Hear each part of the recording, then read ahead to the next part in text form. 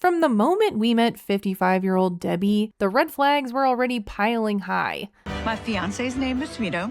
He is 41 years old, and he's an Egyptian movie star. A movie star? Sure. Because a successful actor needs to move to the US and marry a woman 14 years older than him. Sounds totally normal. What kinds of movies and TV has Mido done in Egypt? Honestly, he doesn't show me his work. Mido was originally Debbie's tour guide, and now he has his golden ticket to become an even bigger star in America.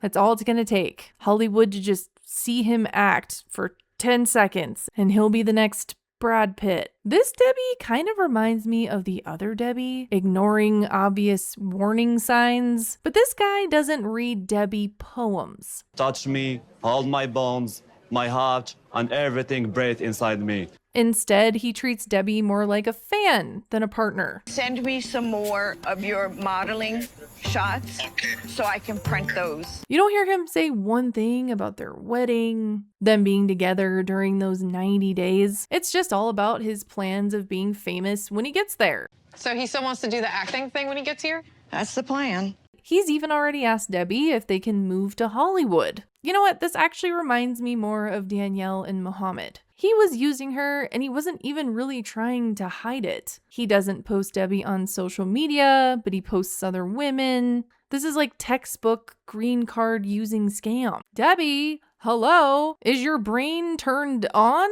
I get a sense that she knows the situation is strange, even saying she thinks it's odd that they haven't slept together. Is he a virgin? Mido is a 41-year-old virgin. Her friends don't get it either. Why were you surprised? Because I'm a slut. And yet, even though there's so many red flags, a field full of them, she's still bringing him over and just hoping for the best? Ugh. There should be a test for Americans bringing over these younger men and women. And the test could just very simply say, does the person you're bringing over seem attracted to you? Do they act excited to marry you? If there's a hesitation or the answer is no, deny them a K-1 visa, please. Things get very uncomfortable when Mido suddenly wants Debbie to change his plane ticket. His father's not well. Delaying his trip by a few weeks. She can't afford to change the ticket, so he gives her the silent treatment. Came out to be about $3,800 to change his ticket. It's not doable at the moment. She has no idea if he will get on the plane. So I sent him a message and asked him where he was. His response was he was home. She ends up actually going to the airport, not knowing if he will be there. She gets no responses from him when she texts asking if he got on the plane. But when she waits, he miraculously arrives. And all I kept thinking was, what if she didn't go to the airport? He said in that text that he was at home. At home means Egypt. That's so sketchy, right? Where would he have gone? Was he going to just take off to Hollywood? Mido, why did you decide to surprise Debbie? I want to play with her. He does seem pretty warm towards her when he sees her, I guess. But the alarm bells are just going off in my head. What sneaky, odd behavior. Like, what a little weasel. This is no longer just feeling like this guy is trying to be famous. It's feeling like the origin story of this season's newest villain. Even when he introduces himself, he's not like, yay, I'm here with my fiance. He's like, want to hear me act? You talking to me? You talking to me?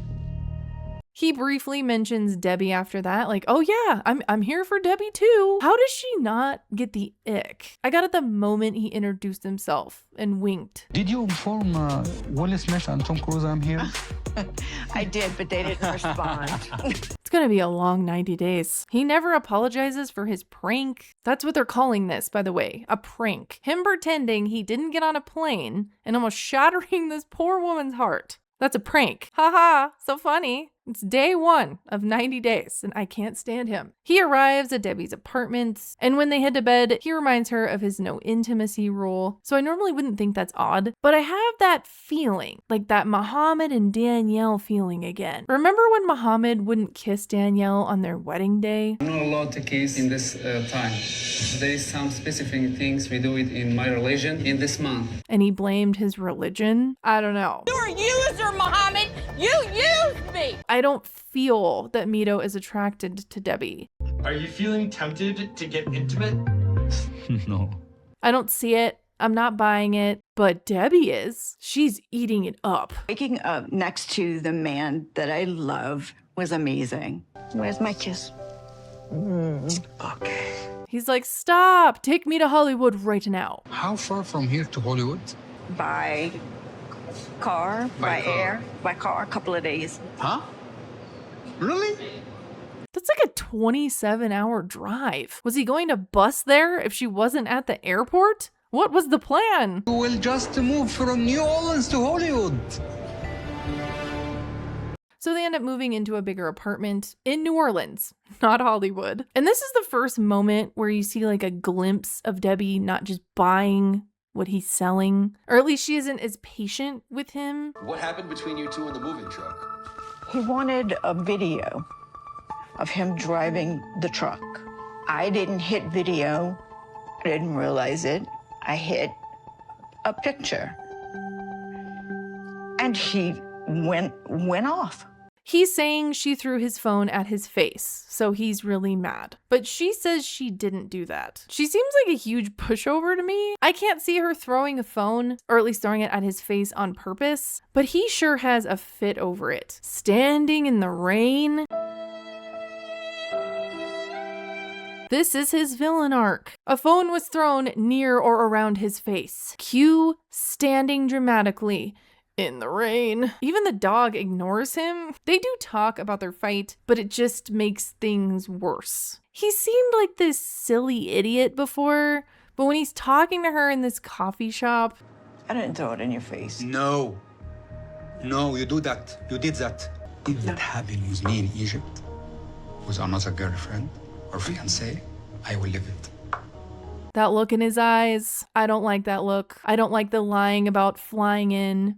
I don't like this. She didn't grovel. I'll give her that. She wasn't like, oh, Mido, I'm so sorry. I wanted to get the truck back.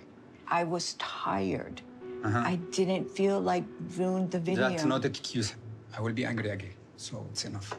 And he doesn't like that, so he just threatens to go back to Egypt. He can have a prank of lying about being on an airplane, but he has an attitude about this. I think she sees it too, that this is not going to be good. Be happy because I have a dream.